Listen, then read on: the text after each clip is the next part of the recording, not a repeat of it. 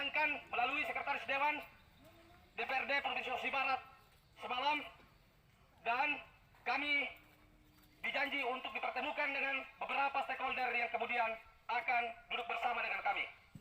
Ada beberapa hal yang kemudian menjadi keresahan kita. 1 bulan sudah masyarakat Sulawesi Barat harus menginap di tenda-tenda pengungsian. Tentu saudara-saudara kita yang terdampak gempa ini harus menjadi perhatian serius dari pemerintah. Sejumlah anggaran yang kemudian masuk melalui rekening pemerintah sampai hari ini itu tidak jelas peruntukannya kemana.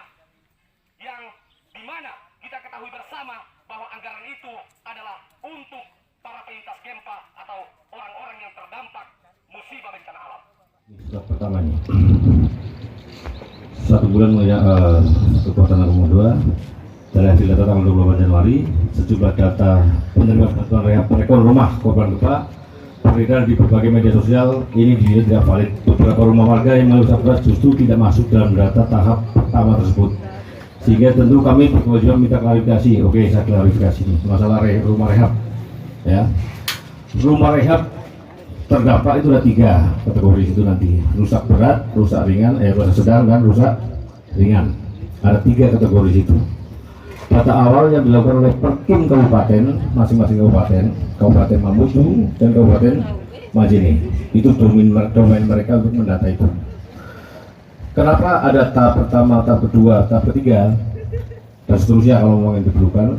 Karena tahap pertama ini sesuai dengan instruksi dari Kepala BNPB Pusat, bahwa di Mamuju sini tidak akan ada hunian sementara, tetapi langsung dibuat hutap atau semacam rehabilitasi, rekonstruksi terhadap rumah yang rusak tadi. Makanya dibuatlah percepatan pendataan. Percepatan pendataan, mohon maaf, mungkin kemarin personil dari Perkim juga mereka korban gempa. Saya tahu persis karena Perkim Kabupaten Mamuju terutama, mereka berkantor di Kodim itu. Mereka bekerja siang malam juga, tetapi baru bisa efektif bekerja mulai hari ketiga kalau saya tidak salah. Karena memang mereka juga korban gempa. Jadi mungkin ada beberapa yang kelewat. Tidak masalah, itu nanti masuk ke tahap berikutnya, tahap kedua. Saya pikir bukan karena memandang si A, si B, atau mungkin orang ini rumahnya rusak, atau karena dia si A, karena si B, tidak. Mereka bekerja profesional, saya lihat. Jadi mereka bekerja di lapangan. Kalau memang itu masih ada kurang, mungkin nanti akan masuk ke tahap berikutnya.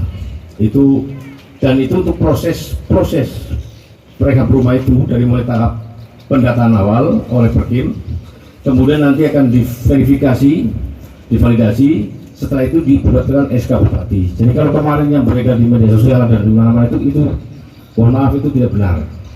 Itu tidak benar. Saya pastikan tidak benar, karena yang tanda tangan di situ harusnya SK Bupati. Ya, SK Bupati, baik Bupati Mamuju maupun Bupati Majene. Untuk yang di Mamuju tahap pertama itu 11.423 kalau saya tidak salah. Itu ada kategori rusak ringan, rusak sedang, rusak berat. Kemudian Majene sekitar 4.000-an, tapi jumlah pastinya tidak tahu. Nah, tahap berikutnya akan dibuat lagi bagi masyarakat yang mungkin dia merasa rumahnya rusak terus belum terdata atau kelewat, silakan datang ke Perkim ya. Sampai mereka bekerja di Kodim itu, Perkim itu, sampai jam 10 malam, jam 12 malam mereka ada di situ semua, dipimpin sekretaris dan kepala dinas. Saya memfasilitasi karena kantor mereka rusak, saya silakan bekerja di Kodim.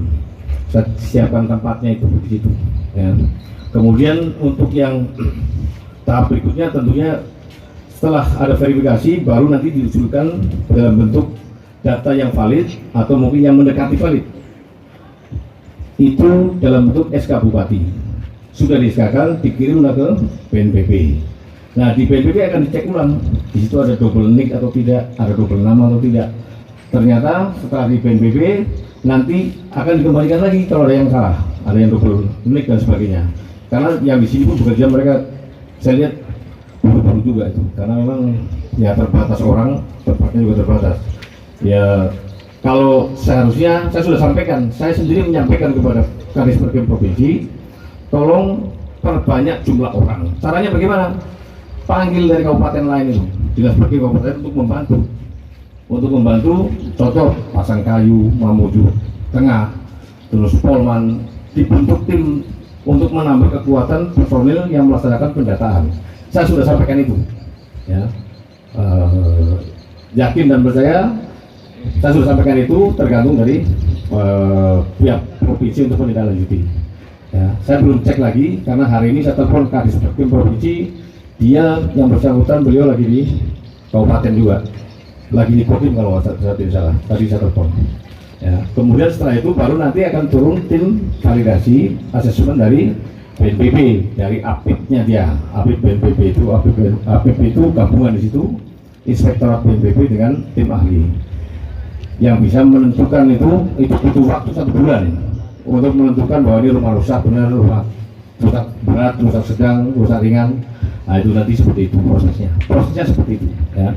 Itu tahap pertama. Tahap kedua juga sama, tapi sekali lagi ini akan dipercepat, dan hari ini saya sudah sampaikan kepada Kadis Perkim untuk mempercepat, sehingga hari ini juga Kadis Perkim sudah berada di kabupaten. Saya tidak tahu apakah dalam proses itu atau masih dalam proses pencatatan, saya belum tahu. Yang jelas, yang data yang beredar di media sosial itu data salah itu.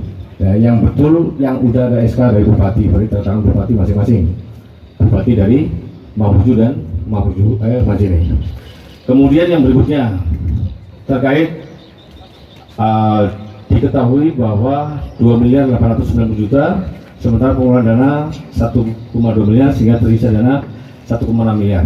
Kalau ini saya tidak bisa menjawab. Jelas ya? Kalau ini saya tidak bisa menjawab, bukan kapasitas saya ini. Tetapi saya lihat sudah ada pendampingan dari BPKP itu, saya lihat. Pendampingan dari BPKP dan Inspektorat Provinsi hari ini sudah mulai melaksanakan pendampingan.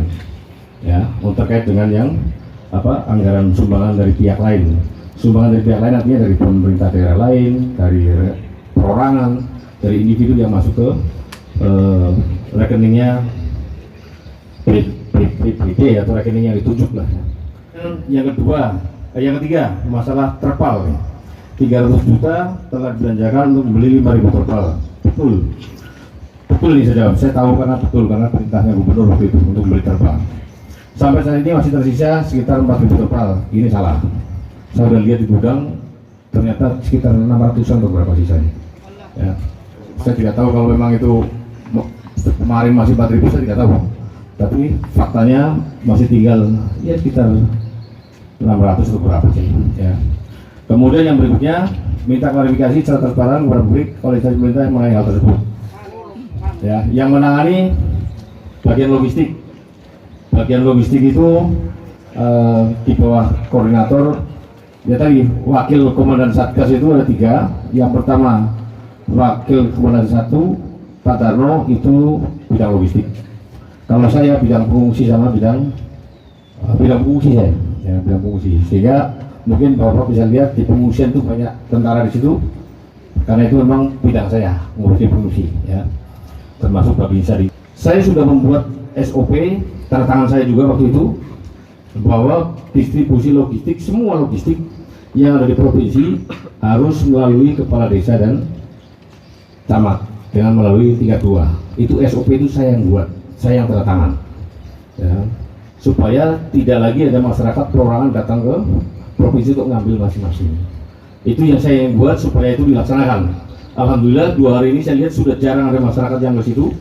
Jadi mereka datang dengan membawa perwakilan dari kabupaten. Ya, usah khawatir. Ya, itu yang tenda. Ya. Kemudian yang berikutnya, pelibatan partisipasi masyarakat sipil. Nah ini harusnya dari mulai perencanaan awal ini. Ya. Harusnya dari mulai perencanaan awal. Saya selaku Satgas waktu itu tanggap darurat, tentunya kita bekerja berdasarkan situasi darurat. Di situ ada penetapan tanggap darurat dari gubernur, langsung dipimpin Danrem waktu itu. Kita melaksanakan operasi dari mulai evakuasi, pendorongan logistik sampai dengan pengurusan pengungsi dan seterusnya. Itu kita bergerak secara masif berdasarkan instruksi dari